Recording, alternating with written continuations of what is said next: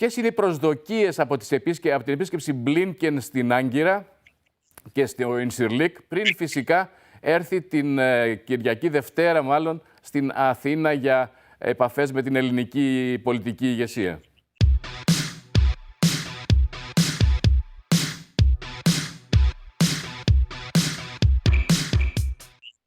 Ναι, μόλις λίγες μέρες πριν από τον σεισμό, ο Υπουργός Εσωτερικών της Τουρκίας, ο κύριος Σουλεϊμάν Σοϊλού, ο οποίος παρεμπιπτόντως είναι υπό πολιτικό αποκεφαλισμό από τον Ερντογάν, λόγω των κακών επιδόσεων του Υπουργείου του στην διαχείριση του σεισμού, λίγες μέρες πριν λοιπόν, όταν μετά το κάψιμο του Κορανιού στη Σουηδία και στην Δανία, είχαμε ένα κύμα αντιδυτικών δηλώσεων αλλά και δράσεων στην τουρκική κοινωνία εναντίον της Δύσης.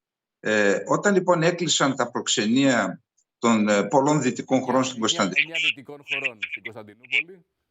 λοιπόν, ο Σουλεϊμάν Σοϊλού θεώρησε, και ο ίδιος Ερντογάν είπε μάλιστα θα κάνω Υπουργικό Συμβούλιο και τότε θα δουν τι θα πάθουν όλοι αυτοί, απείλησε τη Δύση. Ο Σοϊλού έκανε μία δήλωση και είπε, απευθυνόμενος προσωπικά προς τον πρέσβη των ΗΠΑ στην Άγκυρα, είπε ξέρω σε ποιους έχεις τηλεφωνήσει και ζήτησες να κλείσουν τις πρεσβείες. Αυτό είναι μια επιχείρηση καταράκωσης της διεθνούς εικόνας της χώρας. Πάρε τα βρώμικα χέρια σου από την Τουρκία. Ήταν μια ευθεία ύβρις και απειλή. Και τότε ο κύριος Μπλίνκεν, ένα ταξίδι που είχε προαναγγελθεί, δήλωσε το State Department ότι δεν επιβεβαιώνεται η επίσκεψη του κύριου Μπλίνκεν στην Άγκυρα, θέλοντας να δείξουν τη δυσφορία τους για αυτή την υβριστική δήλωση του Υπουργού Εσωτερικών και γενικώς της τάσης της τουρκικής κυβέρνησης. Μετά το σεισμό τα δεδομένα άλλαξαν και είδαμε ότι ο κύριος Μπλίνκεν θα πάει στην Τουρκία. Πιστεύω ότι τώρα η Δύση, και γι' αυτό δυστυχώς θα χρησιμοποιήσουν και την Ελλάδα ως ένα εργαλείο γι' αυτό, θεωρεί ως ευκαιρία τον σεισμό να προσελκύσει, μάλλον να εφελκύσει, να τραβήξει την Τουρκία ξανά προς την Δύση, γιατί όπως είναι γνωστό η Τουρκία έχει αλλάξει γεωπολιτικό προσανατολισμό.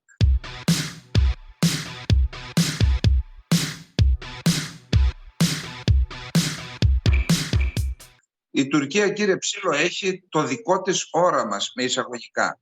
Θέλει να ηγηθεί του μουσουλμανικού κόσμου, 1,5 δισεκατομμύριο και παραπάνω άνθρωποι, και του λεγόμενου τουρκικού κόσμου.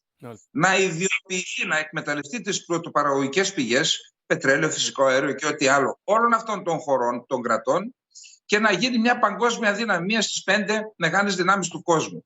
Άρα η Τουρκία έχει πετάξει το πουλάκι για τη Δύση. Τώρα λοιπόν ο κύριος Μπλίνκεν, Τι επιδιώκει, κύριε Καλεντερίδη, ο κύριος Μπλίνκεν, αφού, όπως λέτε, έχει πετάξει το πουλάκι για τη Δύση, τι επιδιώκει, να συγκρατήσει αυτό το πουλάκι, να μην πετάξει εντελώς? Επιδιώκουν τώρα που η Τουρκία είναι σε κατάσταση αδυναμίας να την κρατήσουν για όσο το δυνατόν περισσότερο κοντά τους και με όποιο τρόπο.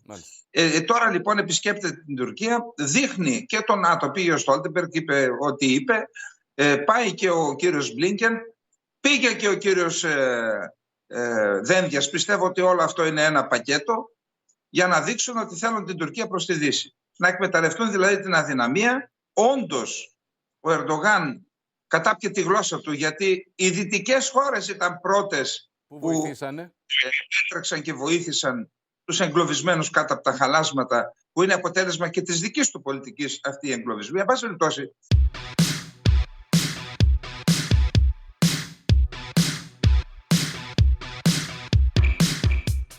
ποιοι είναι οι στόχοι τώρα του κ. Μπλίνκεν? Οι στόχοι είναι αφενός να δείξει ότι είμαστε κοντά σου, θα επιβλέψει από το Ινσιρλίκ τον τρόπο με τον οποίο παραδίδεται η ανθρωπιστική βοήθεια, διότι δεν εμπιστεύονται τις τουρκικές υπηρεσίες, θεωρούν ότι ακολουθούν και υπάρχουν και ρατσιστικά κίνητρα, και πολιτικά και εθνοτικά και θρησκευτικά ρατσιστικά. Δηλαδή δεν δίνουν στους Δήμους που δεν είναι του ΑΚΠ πολιτικά, δεν δίνουν στους Κούρδους εθνικά ρατσιστικά, δεν δίνουν στους Αλεβίτες θρησκευτικά ρατσιστικά.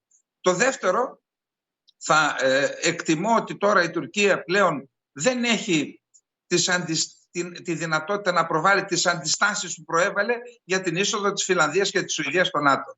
Άρα το κεντρικό ζητούμενο βραχυπρόθεσμα για τις ΗΠΑ, για τη Δύση, είναι η Τουρκία να λυγίσει και να πει ναι στην είσοδο της Φινλανδίας και της Σουηδίας στο ΝΑΤΟ ως πακέτο, γιατί ήδη ο Τσαβούσογλου είπε ότι τη Φινλανδία λέμε ναι, να μπουν και οι δύο μέχρι τον Ιούνιο, που είναι η Σύνοδος Κορυφής. Να δούμε, κύριε Καλεντερίδη, αν αυτοί οι στόχοι θα επιτευχθούν, γιατί από ό,τι φαίνεται αυτοί οι στόχοι, αν θα καρποφορήσουν για τη Δύση, περνάνε μέσα από την διεξαγωγή των εκλογών και από ενδεχόμενη ήττα του Ερντογάν. Θα τα κουβεντιάσουμε. Θα θέλαμε τη Δευτέρα το πρωί να είσαστε και πάλι μαζί μας για να κάνουμε μια αποτίμηση της επίσκεψης Μπλίνκεν στην Τουρκία, στο Ινσιρλίκ. Θα υπάρχουν πολλές ειδήσεις. Ευχαριστούμε πάρα πολύ τον κύριο Σάβα Καλεντερίδη. Δίνουμε ραντεβού μαζί του για τη Δευτέρα το πρωί.